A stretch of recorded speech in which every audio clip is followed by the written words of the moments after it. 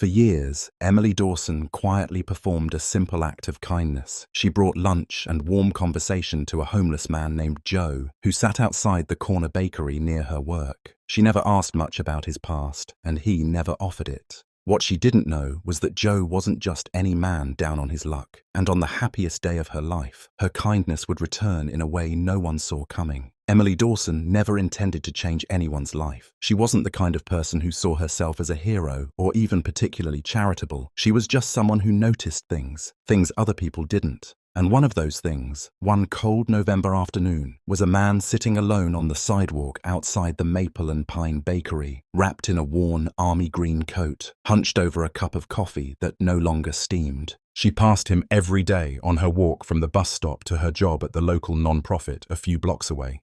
At first, she did what most people did. She kept walking. She wasn't heartless, just cautious. Her mother had always warned her not to engage too deeply. "It's not your responsibility," she'd say. "You can't save everyone." But that day something changed. It had snowed the night before. Not much, but enough to coat the sidewalks in a thin sheet of ice and dust the rooftops with a delicate, deceptive beauty. Emily had nearly slipped on the corner near the bakery, and, as she steadied herself, her eyes met his for the first time. He didn't look away. His eyes were startlingly clear, a deep, weathered blue that didn't ask for pity, only acknowledgement. She walked a few more steps before stopping. Her conscience nudged her hard enough that she turned around, walked into the bakery, and ordered 2 ham and cheese croissants instead of 1. When she stepped back outside, he looked up again. She held the pastry out in silence. "Ma'am?" he asked, voice gravelly and low. "I got extra by mistake," she lied, smiling in a way that invited no arguments. "Can't eat both. Waste not, right?" He hesitated. Then, with slow, deliberate motion, he reached for the pastry, nodded, and said, "Thank you." That was all. The next day, she brought him a turkey sandwich, and the day after that, a tuna salad with chips. She never asked his name, not at first, and he never offered it, but he was always there in the same spot, just a little to the left of the bakery's awning, between the lamppost and the old newspaper rack that hadn't held papers in years. Some days, he said nothing. Some days, he offered a quiet thanks. And once in a while, he'd offer a small detail about the weather, or about a passing dog, or how the coffee from Maple and Pine used to be stronger before the new owners took over. Over the weeks, their rhythm formed like clockwork. Emily brought food. He nodded. A minute or two of small talk, then she walked on. She didn't tell anyone at work about it. It wasn't for praise. It wasn't for a good feeling. It was just right. Eventually, one day in January, she sat down beside him, just for a moment. He looked surprised but didn't object. "I'm Emily," she said. He smiled, a rare, hesitant thing that came with a glance at her, then back at the sidewalk. "Joe," he replied. That was all she needed. Their connection deepened in the quietest of ways. Joe didn't share much about himself. Emily didn't press, but sometimes he'd say something odd, a military phrase, a reference to places she didn't recognize. Once, he muttered something about Quantico winters being worse, then quickly changed the subject.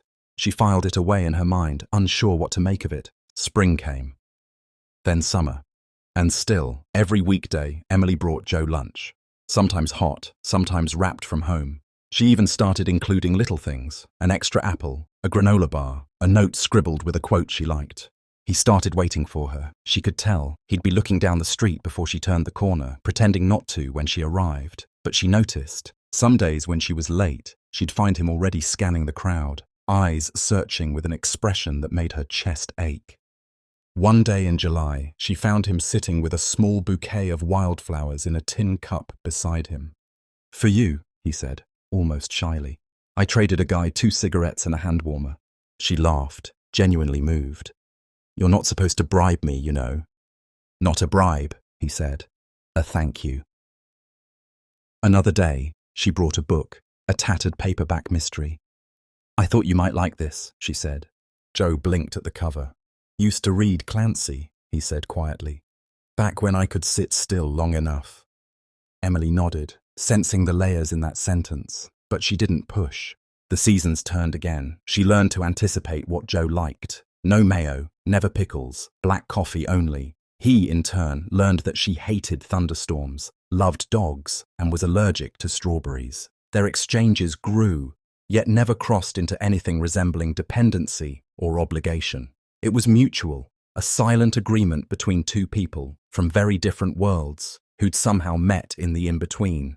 She didn't know where he went at night. She assumed the shelters. He never asked for money, never hinted at more. But when he wasn't there for 2 days in early October, she worried. By the 3rd day, she left her lunch on the ledge where he usually sat, wrapped in a brown paper bag, with "Get well, Joe" scribbled on it in pen. The next morning, he was back, face pale, walking with a limp. "Bad fall," he explained. "Black ice on the bridge ramp. Got stitched up." Emily didn't hide her relief. "You scared me," she admitted. Joe looked at her then, something unreadable passing through his expression. "Didn't think anyone would notice," he said. "I would," she replied simply. And in that moment, under the quiet grey sky and the smell of fresh bread from the bakery, something settled between them. A kind of trust, forged not from confession or demand, but from consistent, quiet care. Emily didn't know the full story. Not yet, but she knew Joe wasn't just a man down on his luck. And someday, she'd find out just how deep that truth went. Joe never asked for anything. That was one of the first things Emily noticed about him, one of the things that set him apart from the others on the street. He didn't hold a cardboard sign, didn't shake a cup for change, didn't call out to passers-by. He simply existed in his corner with a kind of quiet dignity that made people almost uncomfortable, as if his silence forced them to confront something they didn't want to see. Emily had always felt there was something different about him, not just in the way he carried himself, but in the way he watched the world. His gaze wasn't vacant or defeated like so many she had seen before. It was focused, calculated. His back remained straight even after hours on the cold sidewalk. His boots, though scuffed and faded, were always neatly tied. And every once in a while, when a police siren echoed in the distance or a car backfired, he'd flinch, not in fear, but with a split-second readiness, like a man whose instincts never fully went to sleep. She began to notice other details too. When he reached for something, his coffee, the sandwich she handed him, the small radio he sometimes tuned into, his movements were careful, efficient, no wasted energy, no shaking hands. His fingers bore small scars, the kind she had seen on her cousin who served overseas. Fine lines where burns and cuts had healed, only to be reopened by another scrape, another mission, another winter in a place too far from home. One day, after nearly 8 months of daily lunches, Emily arrived early. The sun had just begun to rise, streaking the pavement in gold and grey. She found Joe standing with his back to her, facing the empty street, arms crossed behind him in a way that struck her as strangely formal, like he was inspecting something, like he was back in a role he hadn't played in years. She hesitated, not wanting to interrupt the moment, but he heard her footsteps before she spoke. "Morning," he said without turning. "Hey," she replied. "Didn't mean to sneak up." "You walk light," he said. "Most people don't." That made her pause. "Were you in the military?" she asked, gently, not wanting to cross a line. Joe didn't answer right away. He turned slowly, face unreadable, and took the coffee from her hands. "Long time ago," he said. Then he sat down in his usual spot, and the conversation moved on. But something had changed. After that morning, the hints came more frequently. He'd mentioned cities, Fallujah, Ramadi, Kandahar, as casually as someone might mention Chicago or Denver. He talked about the guys, never by name, always with a touch of reverence and something quieter, harder to place. Regret, maybe, or guilt. One particularly cold morning, Emily handed him a thermos of hot soup and noticed a faded tattoo peeking out from under his sleeve, a globe and anchor. She didn't need to ask. She'd seen it before. Her father had served, her grandfather too. "You were a Marine," she said quietly. Joe glanced at her, then back down at the thermos. "Still am," he muttered. "Just not active." His words held weight, like they weren't just a fact but a code, a declaration that time or circumstance hadn't stripped him of who he was, even if the world had. Emily didn't press. She didn't need to. She'd seen enough to understand that whatever had brought Joe to that corner wasn't simple. It wasn't just bad luck or addiction or laziness, the way some liked to believe about people without homes. It was deeper, a story wrapped in silence, pride, and 1,000 untold wounds. One day, she noticed him staring at the American flag hanging above the post office across the street. He didn't speak, but his jaw clenched as the wind lifted the stripes. She sat beside him on the curb, handing him a wrapped turkey sandwich. "You ever think about going back?" she asked. He chuckled, a low sound with no real humor in it. Too broken, he said. Too many ghosts.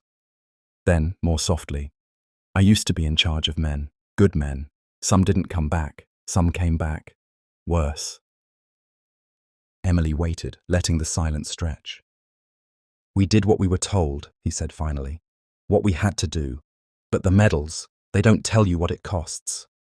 That was the most he had ever said in one sitting. It left her with a hollow ache in her chest. Over time, she began to understand that Joe's homelessness wasn't a result of a single event, but a slow unraveling. The kind that happens when a man carries too much for too long. He had served multiple tours, though he never said exactly how many. He had lost friends, some to enemy fire, some to suicide after returning home, and somewhere along the line, he lost his footing too. He'd talk sometimes about sleeping in ditches that felt safer than bedrooms, about how loud silence could be at night, how sometimes he still heard shouting in his sleep. He never blamed anyone, not even himself, but the weight was there in every pause, every breath between sentences. Emily once asked if he had family. He shook his head. Not anymore, he said. Sister passed. Parents, years back. Had a dog once. She was good to me. That was all he said. And all she needed to know. There were days when Joe seemed lighter, when he made dry jokes, when he told her which cars passing by were probably tailing someone, just to see her laugh. And there were days when he barely spoke at all, when he seemed locked in a memory he didn't want to share. Emily respected both moods. She didn't try to fix him. She didn't treat him like a project. She was simply there. What she didn't realize was that her presence was beginning to chip away at the walls Joe had built. He watched her too, not just with curiosity, but with a kind of quiet admiration. She wasn't loud, wasn't dramatic. She never asked for recognition. She just showed up, day after day, with food and a smile, and that strange, persistent kindness that refused to see him as broken. She reminded him of something he thought he'd lost for good: decency, grace, the idea that not everything in the world had hardened. Joe had seen war. He'd seen men at their worst, himself included. But here was this woman, this ordinary stranger, treating him like a human being, expecting nothing in return. And though he didn't say it, not yet, a thought began to form in the back of his mind, sharp and certain. Someday he would repay her. He didn't know how, he didn't know when, but the debt wasn't just for the sandwiches.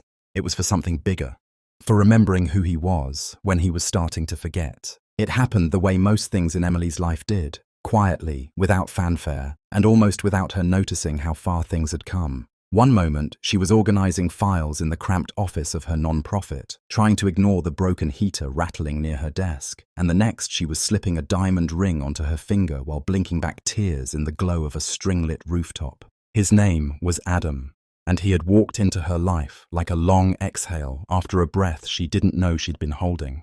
He was calm, dependable, a structural engineer with rough hands and a steady gaze. They met during a city council planning meeting. She'd been advocating for expanded transitional housing programs for veterans, and he was there on behalf of a building firm. He stayed after the meeting to tell her he admired her passion. She thought he was just being polite. Turned out he wasn't. They started meeting for coffee, then dinners, then long walks in the park where they talked about everything and nothing. He was patient in a way that made her feel like she could breathe deeply. And he listened, really listened.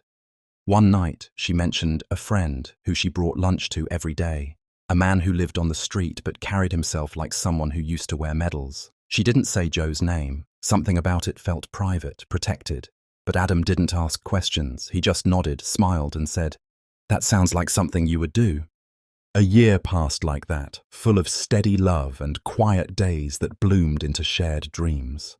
Emily had never imagined herself as someone obsessed with weddings. She didn't have a scrapbook or a Pinterest board filled with floral arrangements. But when Adam proposed, on that rooftop with the string lights and 2 glasses of bad champagne, it didn't feel like a fairy tale. It felt like a foundation, solid, real. They set a date for early May, when the weather would be warm enough for an outdoor ceremony but still cool enough that her grandmother wouldn't faint under the sun. She chose a small venue just outside the city, a charming garden estate with ivy-covered trellises and old oak trees that arched protectively over the ceremony space. She tried not to let herself get overwhelmed by the planning, the dress, the caterers, the seating charts. It all seemed like a circus compared to the simple life she lived. But through it all, she kept going to Joe. Even as her schedule grew hectic, even as her Saturdays became filled with flower samples and food tastings, she always carved out time for him. The walk to the corner of Maple and Pine became her anchor, her quiet check-in with the part of herself that had started everything. Joe had noticed the ring right away. He didn't say anything at first, just nodded toward her left hand one morning as she handed him a warm breakfast sandwich. "So he's smart," he said. Emily chuckled, tugging the sleeve of her coat down out of reflex. "You think so?" "He'd have to be," Joe said, unwrapping the sandwich slowly. "You don't let just anyone in." It was the closest he had ever come to complimenting her directly. She didn't know what to say, so she sat beside him and sipped her coffee. After a pause, he asked, "You gonna wear white?" "I think so," she said. "Not the princess kind, something simple." He nodded again, looking out toward the street. "You'll look like someone worth following." Emily blinked. "That's a very Marine thing to say." Joe gave her the smallest of smiles. Maybe, but true all the same. She thought about inviting him. She really did. But how could she? She didn't even know if he had a phone, let alone a suit, and would he even want to come? The idea felt too fragile, too complicated. So she said nothing.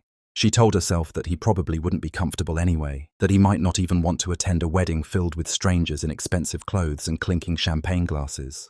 Still, she dropped hints. She talked about the date, the location, the garden with the big oak trees. She told him there would be a jazz trio playing during the ceremony. He always listened, always smiled, always said, "Sounds like you." But as the day approached, she found herself glancing at the corner of Maple and Pine with more anticipation than usual. Would he ask if he could come? Would he say something, anything, to give her a reason to officially invite him? He never did. 2 days before the wedding, she brought him a slice of lemon cake from her bridal shower. He stared at it for a long time before saying, "You ever think about how weird it is, the people we carry with us?" She tilted her head. "Some people," he said. "You meet once and forget. Some, they follow you for the rest of your life, even if they're not around." Emily smiled. "You mean like ghosts?" Joe's eyes flickered. "Sometimes, but not always the bad kind." She didn't ask what he meant. She just sat with him, quietly, until her lunch break ended. The day before the wedding, she stopped by with a flask of strong coffee and a muffin. She wore her hair up, trying out the style her stylist had recommended for the big day. Joe noticed. "You look ready," he said. "Do I?" she asked. "Because I don't feel ready." "You don't need to feel it," he said. "You just need to be there. The rest takes care of itself." She bit her lip. "You're full of advice for someone who's never been married." "I've seen enough weddings to know what matters," he said. "The dress, the flowers, none of that sticks. But the way you look at him, that'll last." That was the last time she saw Joe before the ceremony. On the morning of her wedding, she felt calm. Not nervous, not jittery, just grounded. She got ready with her best friend, drank a little champagne, and tried not to cry when her mother adjusted the clasp on the back of her dress. The garden was beautiful, just as she'd hoped. The sun filtering through the trees, the chairs arranged in soft curves around the altar, the scent of lilac and lavender floating on the breeze.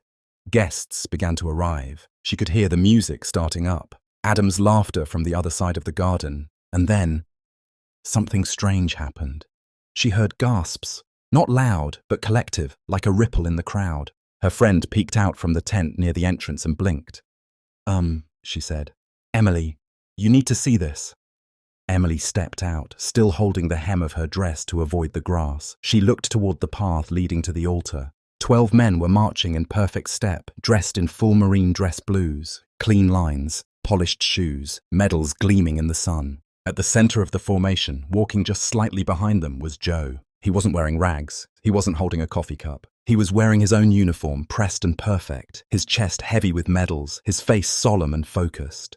Emily's breath caught. They marched together, a quiet honor guard, stopping at the edge of the aisle. Guests turned in their chairs, whispering, watching. Someone clapped a hand to their mouth. And then, for the first time in years, Joe saluted. And everything Emily thought she knew about him began to shift. The world seemed to fall away in that moment. The whispering crowd, the violinists still playing softly, the rustling of leaves in the garden, all of it faded as Emily stood frozen, staring down the aisle at the 12 Marines in full dress uniform, and, at their center, Joe. She couldn't breathe. Her hands, still holding the edges of her gown, trembled slightly as she looked at the man she had seen every day for almost 2 years, on a cold street corner, sipping lukewarm coffee from a paper cup, always with that guarded quiet. And yet, the man standing before her now felt like someone entirely different. Or maybe, he felt like someone fully revealed. Joe looked taller in his uniform, his shoulders squared, his face sharp and unreadable beneath the brim of his cover. His blues were immaculate, pressed, polished, proudly worn. His chest bore rows of ribbons and medals. Combat Action Ribbon, Navy and Marine Corps Commendation Medal, 2 Purple Hearts, and others she didn't even recognize. Each one a story, each one a burden. The Marines beside him were younger, some barely past 30, some a little older. Every one of them wore a stoic expression and perfect posture, as if this appearance were not a wedding surprise, but a mission. Because for them, perhaps it was. Emily's mother touched her shoulder, confused. "Who are they?" she whispered. But Emily already knew. She stepped forward, her feet moving almost involuntarily, the lace of her dress brushing the ground. She walked down the aisle, slowly, every guest turning to watch her, not with the smiles and warmth they had prepared, but with curiosity, awe, and a rising emotion none of them could quite name. When she reached the edge of the Marines' formation, she stopped. Joe lowered his salute. "Thought I should show up dressed properly," he said quietly, the corners of his mouth twitching upward just enough to show a glimpse of his usual dry humor. Emily stared at him, eyes wide. "Joe, what is this?" Behind him, one of the Marines took a step forward, producing a small black folder. He handed it to Joe, who opened it with care and turned it around so she could read it. It was an official commendation from the United States Marine Corps. Her name was printed across the top. She blinked at it, confused. "What is this?" Joe cleared his throat. His voice was steadier than she had ever heard it. "A few months ago," he said, "one of these guys, Corporal Evans, got picked up by the city. He'd hit bottom, drugs, PTSD, all of it. But he remembered something I told him back in Afghanistan when he was a boot and scared out of his mind. I told him if he ever made it back and found himself in the dark, to find someone with light, to follow it." Joe paused. "He found me on the street a year ago. Didn't even recognize me at first. I looked like hell. But once he did, he stayed. We talked. He told me he needed help." Emily's breath caught. "So I sent him to you," Joe continued. "Told him about the shelter you work with, about the food bank, told him you were the real thing." He glanced at the Marine beside him, Evans, whose jaw was tight with emotion. "He got clean, got a job, got married. First time I've seen him smile in years." Emily turned her gaze from Joe to Evans. The young man gave her a shy nod, blinking hard. "But it wasn't just him," Joe said. "There were others, guys I served with, guys who were out there, just barely hanging on. I told them where to find you, where to find someone who wouldn't judge them, who would hand them a sandwich and remember their name." He reached into the folder and pulled out another item. A letter, signed by the Commandant of the Marine Corps. "She gave us food," Joe read aloud. "But more than that, she gave us back our dignity." Emily's eyes filled. She covered her mouth with one hand, unable to speak. Joe handed her the folder, but she couldn't take it. Her hands wouldn't move. He stepped closer, just a few feet away now, his voice lowering so only she could hear. "I didn't tell you who I was because I didn't want to matter that way," he said. "But you saw me. You treated me like I wasn't invisible, and that saved me more than you know." She finally found her voice. "Joe, I just did what anyone would have—" "No," he said gently but firmly. "You didn't. And that's the point." Behind them, the other Marines stood at ease now, some folding their hands behind their backs, others exchanging quiet nods with guests in the crowd. The ceremony had not even begun, but already it had become something no one would forget. Emily glanced over her shoulder and saw Adam standing under the arbor, watching her with wonder. He wasn't confused or hurt. He looked proud of her, of this moment, of everything she hadn't even told him, now unfolding in full view of everyone they loved. She turned back to Joe. "Will you stay?" she asked softly. "For the ceremony?" Joe's face flickered, just for a second, but he nodded. Wouldn't miss it. And then, in a moment that broke the tension like a sunbeam through clouds, one of the younger Marines raised his hand. "Ma'am," he said, clearly nervous, "we were wondering, would you let us walk you down the aisle?" The question landed with a quiet gasp from the crowd. Emily blinked, stunned. "What?" "We talked about it," another added. "We figured, someone like you, You've been showing up for us for years. Seems only right that today we show up for you." She tried to speak, but the words caught in her throat, and then she smiled. Tears already streaming, she handed her bouquet to her maid of honor, squared her shoulders, and nodded. "Yes," she said, "I'd be honored." In a moment that felt almost mythic, the Marines arranged themselves beside her, 6 on each side, forming a silent, proud escort. They moved in perfect unison, stepping forward as the music swelled. And together, 13 people walked down the aisle, 1 bride and 12 men whose lives had been touched, changed, by her smallest, most persistent kindness.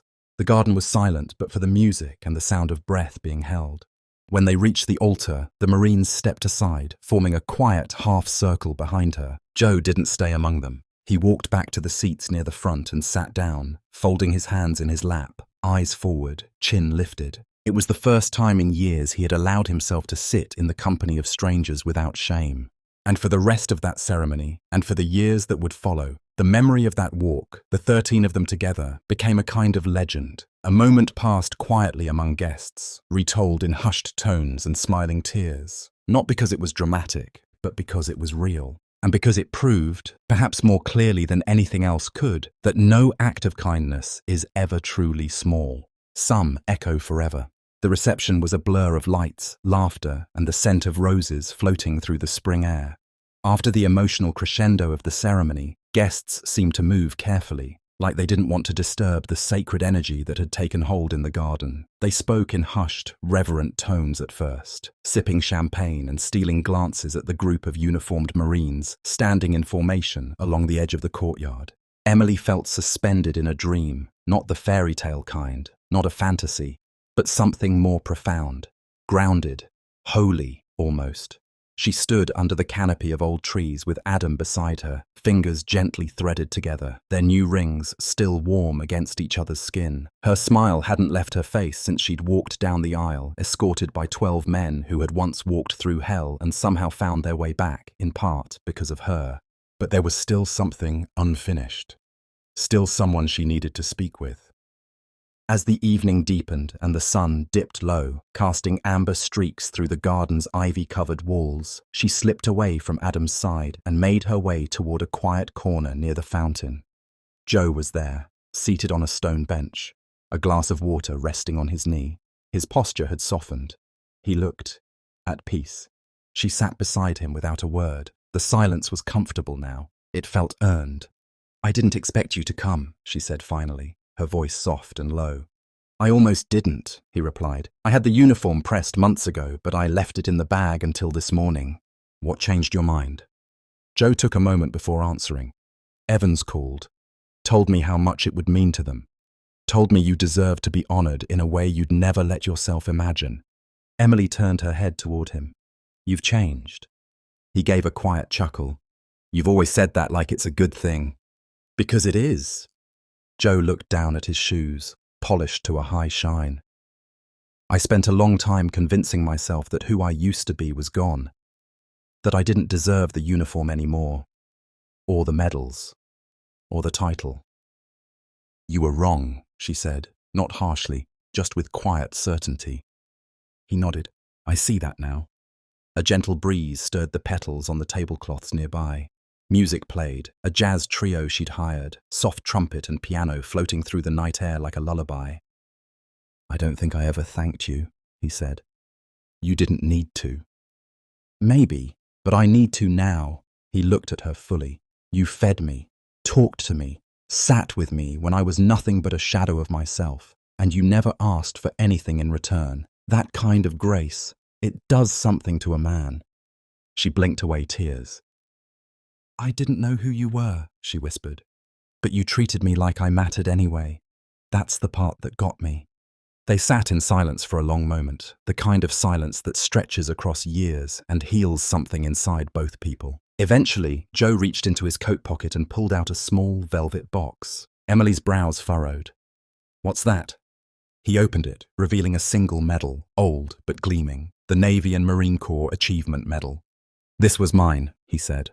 "I got it for pulling a wounded squad mate out under fire in Helmand. I've held onto it through everything, through the deployments, the surgeries, the worst of it." He handed it to her. I want you to have it. She recoiled slightly. Joe, I can't. You can, he said. Because without you, I wouldn't have found my way back to the man who earned this. It's not about the medal. It's about what it means to remember who you are, and you reminded me. Her fingers trembled as she accepted the box. She didn't open it again. She couldn't. She just clutched it to her chest and nodded, words caught in her throat. When she finally found them, they came out like a whisper. Thank you. Joe smiled. You gave me the best reason I've ever had to put that uniform back on. They returned to the reception slowly. People clapped and cheered as she reappeared with Joe at her side, many of them still wiping away tears. Someone handed her a glass of champagne. Someone else pulled Joe into a hug. It was as if every guest there had witnessed not just a wedding, but a quiet kind of resurrection. As the night unfolded, more stories came out. Marine after Marine stepping up to share how they'd found their way back into life. Thanks in part to a brown bag lunch handed out with warmth and dignity by a woman who refused to see them as anything less than human. Adam joined them eventually, wrapping his arm around Emily and leaning in with a quiet smile. You okay? She nodded, overwhelmed. More than okay. He looked to Joe. Thank you for coming. Joe met his eyes. Thank you for taking care of her. Later that night, when the lights were low and the last of the guests were gathering their things, Joe slipped away quietly, leaving behind only a folded note tucked beneath Emily's plate. She found it after everyone had gone. She unfolded it slowly, hands shaking. Emily, people think the military teaches us how to fight, but the truth is it teaches us how to recognize what's worth fighting for. You reminded me. You reminded all of us. Thank you for saving a soldier without even knowing you did. Semper Fi. Joe. She folded the note, tucked it carefully into her wedding keepsake box, and slipped the medal beside it. Years later, when her children asked why she kept a tarnished military medal in her jewelry drawer and an old letter in the box with her veil, she told them the story. Not of a wedding, but of a man who was lost and found his way home through kindness. And of 12 Marines who showed up not just for a wedding, but for a woman who had shown up for them when it mattered most. And that story, the real one, became the heart of her marriage, her family, her life. Because long after the cake was eaten, and the flowers had withered, and the music had stopped playing, that day still echoed, and it always would.